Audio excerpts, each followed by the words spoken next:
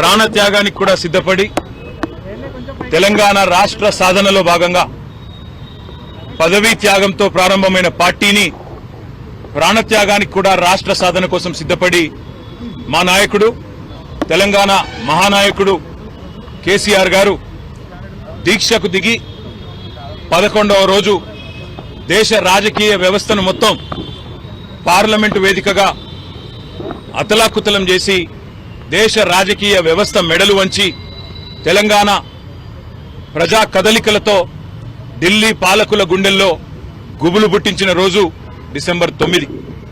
ఈరోజు ఆ డిసెంబర్ 9 ఏ రోజైతే దీక్ష ఫలవంతమైందో, దీక్ష విజయవంతమైందో ఆ రోజును దీక్షా విజయ దివస్ గా మేమందరం కూడా జరుపుకుంటా ఉన్నాం. ఈ సందర్భంగా తెలంగాణ అమరవీరులకు, విద్యార్థి అమరవీరులకు, తెలంగాణ ఉద్యమంలో అసూలు వాసిన అమరవీరులందరికీ కూడా ఘనంగా నివాళి అర్పించి ఈరోజు గన్ పార్క్ నుంచి మళ్లీ బయలుదేరి అసెంబ్లీ సమావేశాలకి బీఆర్ఎస్ పార్టీ సభ్యులందరం కూడా, శాసనసభ్యులు, శాసన మండలి సభ్యులందరం కూడా వెళ్లబోతా ఉన్నాం. ఈ సమావేశాల్లో ప్రజా గొంతుకై రాష్ట్ర ప్రజల తరపున రాష్ట్రంలో నెలకొని ఉన్న అన్ని సమస్యల గురించి మాట్లాడతాం.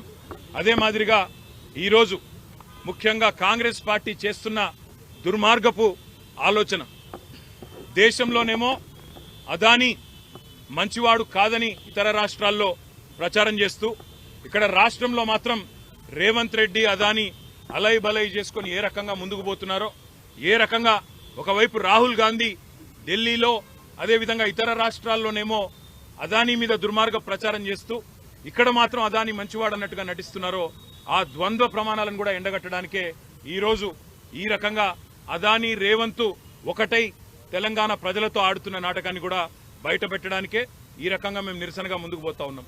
అదే మాదిరిగా రాష్ట్రంలో నెలకొని ఉన్న ప్రతి సమస్యని కూడా, గురుకుల పాఠశాలలో నెలకొని ఉన్న సమస్యలు కావచ్చు, రైతాంగంలో నెలకొని ఉన్న సమస్యలు కావచ్చు, లగచర్లలో దౌర్జన్యంగా భూములు లాక్కుంటున్న వైనం కావచ్చు, అదే మాదిరిగా నెరవేరని గ్యారంటీలు, ఇచ్చిన 420 హామీలు వాటిని తుంగలో దొక్కిన వైనం, అన్నింటికి మించి తెలంగాణ అస్తిత్వం మీద జరుగుతున్న దాడి, ఇవాళ తెలంగాణ తల్లినే మారుస్తానంటున్న రేవంత్ రెడ్డి యొక్క దుర్మార్గపు ఆలోచనను కూడా నిరసిస్తూ మేమందరం కూడా ఈరోజు శాసనసభ సమావేశాల్లో మా పార్టీ తరఫున, తెలంగాణ ప్రజల తరఫున మా పార్టీ యొక్క ఆలోచన విధానాన్ని, తెలంగాణ ప్రజల యొక్క ఆర్తిని ఈ రెండు సభల్లో కూడా వినిపిస్తాం.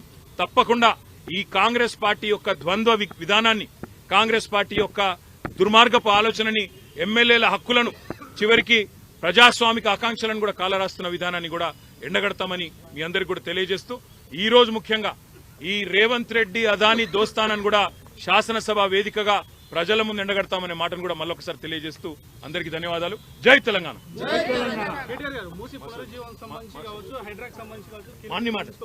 మూసీ విషయంలో, హైడ్రా విషయంలో, ఇంకా ఇతర చాలా ప్రజా సమస్యల విషయంలో ప్రభుత్వాన్ని ఈరోజు బీఏసీలో నిలదీస్తాం, ప్రభుత్వాన్ని అడుగుతాం. తప్పకుండా ప్రభుత్వ వైఖరి ఎట్లా ఉంటుందో మీరు చూస్తారు, అదేవిధంగా మా వైఖరి ఎట్లా ఉంటుందో కూడా మీరు శాసనసభ సమావేశాల్లో చూడబోతాం. ఇది రాహుల్ గాంధీ గారు పంపారు మాకు, ఎందుకంటే రేవంత్ రెడ్డి ఆయన మాట ఇంటలేడట, అదానితో దోస్తాన వద్దంటే కూడా ఇంటలేడట. రాహుల్ గాంధీ గారు ఎట్లాగో వాళ్ళు ఇంటలేడని చెప్పి మాకు పంపిండు. మరి మీరన్నా చెప్పండి, రేవంత్ రెడ్డికి బుద్ధి చెప్పండి అని. మరి ఆయన జాతీయ స్థాయిలో ప్రతిపక్ష నాయకుడు కాబట్టి ఆయన కొద్ది గౌరవం ఇవ్వాలి కాబట్టి తీసుకున్నాం. మరి రేవంత్ రెడ్డి గారి వైఖరి ఏందో వారు చెప్పాలని కోరుతా ఉన్నాం.